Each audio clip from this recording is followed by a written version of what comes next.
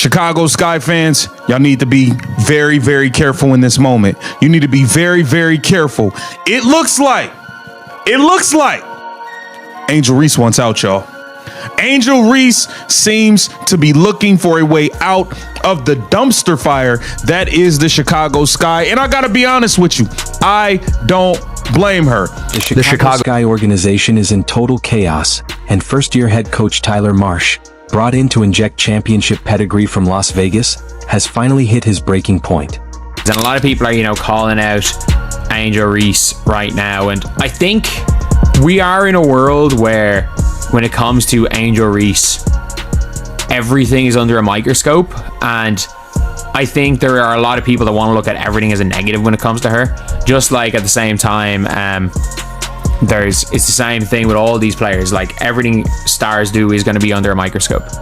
So for me anyway, this isn't the most serious thing in the world, but a lot of people were pointing out that Angel Reese did not show up to Cambridge with his team languishing at a dismal 8-23 record, one of the worst in franchise history, and swirling rumors that star player Angel Reese has all but checked out.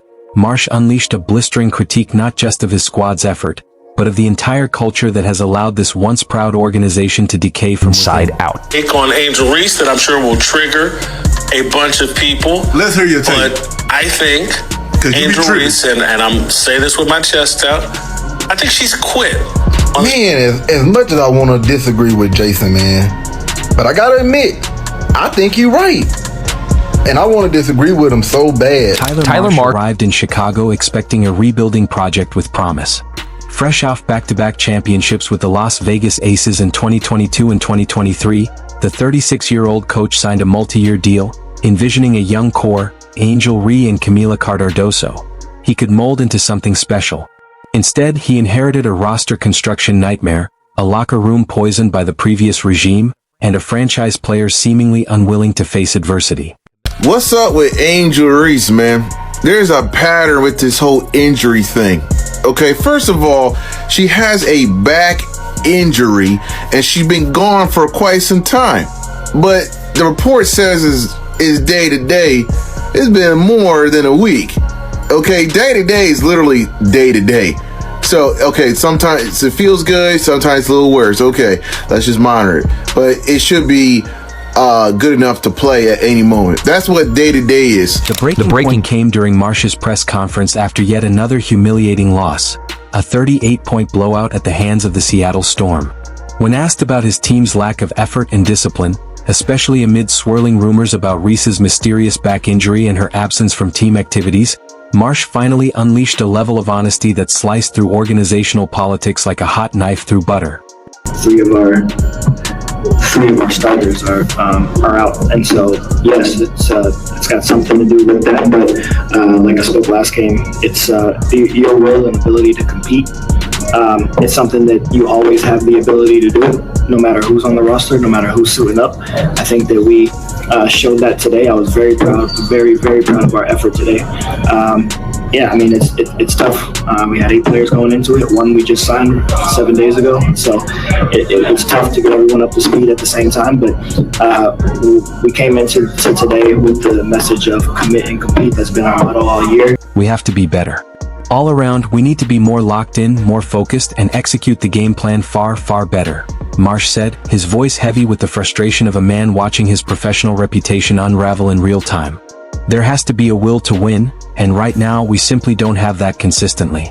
18 to 20 turnovers and giving up 25 points off these turnovers. Yeah, it's never an excuse. The proof is in the details of what's been the difference in our wins and losses, and a lot of it turns into the ability to take care of the ball. And so it's never an excuse. Teams bring pressure. You got to handle the pressure. And so but our locker room is full of professional basketball players. They understand the importance of it. It's just a matter of doing it. If you're enjoying this, please subscribe. The elephant in the room, of course, is Angel Reese, the player who was supposed to be the cornerstone of the franchise. Since July 29th, she's been conspicuously absent, officially sidelined with a back injury that has no clear timeline, no specific cause, and incredibly convenient timing. But Reese hasn't just missed games. She skipped team activities entirely, including traveling for crucial matchups like their recent game against the Indiana Fever. Marsh's comments about Ree reveal a coach clearly fed up with the lack of accountability. She wants to be out there. She's a competitor. She's a fighter. She's a winner, Marsh said, using the kind of diplomatic language coaches resort to when they're contractually obligated not to publicly call out a franchise player. It's hard for her not to be out there for her teammates, but we want her to be as healthy as possible when she's ready to come back. We're gonna be honest. We've seen everybody else that's injured. We've seen their injury. And we have also had updates and heard stuff about their injury. We've seen Caitlyn injury. We've seen Nafisa injury. We've seen Brianna Stewart injury. We've seen Ryan Howard injury. We've seen Jordan Canada injury. We've seen Kate Martin like last night get injured. Like, we've seen a lot of these injuries. We've seen Eric McDonald. We've seen Sydney Colson. We've seen and we've gotten updates. We didn't see Angel injury. We haven't heard no updates or anything. Translation: Angel Reese is apparently healthy enough to post on social media and make public appearances, but not healthy enough to support her teammates during the toughest stretch of the season. This is the same player who cryptically promised, in due time, updates online while her team was hemorrhaging losses, and the same player reportedly involved in the locker room drama that contributed to Kennedy Carter's departure. The clearest sign of Ree's lack of commitment, as her teammates slog through an 8-game losing streak that has all but erased playoff hopes, she has been conspicuously absent from the bench, choosing instead to focus on rehab in isolation.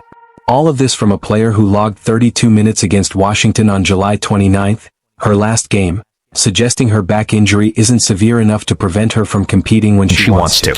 Making her money in stat padding, but she can't handle losing. I should have known. It's the same pattern with her. Last year she had a wrist problem. This year she got a back problem. Next year what it's gonna be? Lord knows what it's gonna be.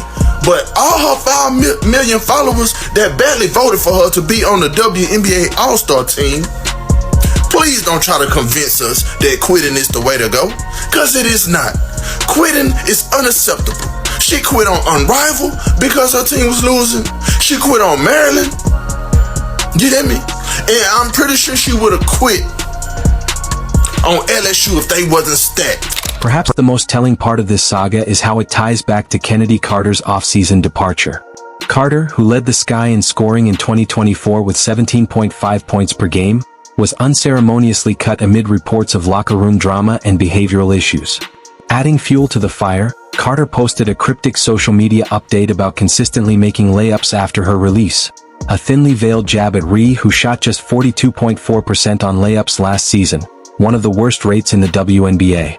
Carter's exit was meant to clean up the locker room, but it's become clear she wasn't the problem. She was the symptom. The real issue: a franchise player who apparently felt threatened by a teammate's success and helped push out the team's most productive offensive weapon. Now, without Carter's scoring and with Ree mysteriously absent, the Sky have lost 10 of their last 11 games, averaging under 70 points per contest over that stretch. The irony is brutal. Carter, the supposed locker room cancer, is thriving in free agency while quietly mocking the team that discarded her. Meanwhile, Ree, the player the organization built around, is nowhere to be found when her team needs her most.